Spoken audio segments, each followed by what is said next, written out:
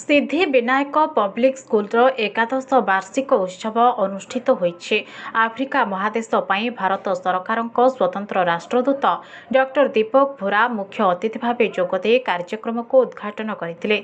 शिक्षा ग्रहण सहित छात्र छात्री मध्य लुकायित प्रतिभा विकास रे विद्यालय उत्सव बेस सहायक हो पारिछि बोली से मत प्रकाश करथिले। फकीरमोहन विश्वविद्यालय कुलपति प्रोफेसर संतोष कुमार त्रिपाठी, जिला शिक्षा अधिकारी प्राचीधन्य गिरी, कवि प्रशांत दास सम्मानित अतिथि भाव जोगदे वक्तव्य देते।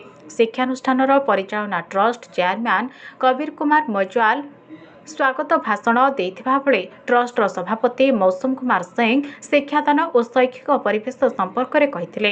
ट्रस्टर संपादक सुधांशु पंडा सभारे पौरोहित्य करथिले। समाज रे विभिन्न क्षेत्र में उल्लेखनीय अवदान थिबा व्यक्ति विशेष को शिक्षानुष्ठान तरफ संबर्धित करा जायतिला। एथि सहित विभिन्न प्रतियोगिता रे कृति छात्र छात्री को पुरस्कृत करा जायतिला। सिद्धि विनायक उच्च माध्यमिक स्कूल अध्यक्ष सुमंत कुमार को धन्यवाद अर्पण करथिले। सभा पर छात्र छात्री द्वारा आकर्षणीय सांस्कृतिक कार्यक्रम परिवेषण करा जायतिला।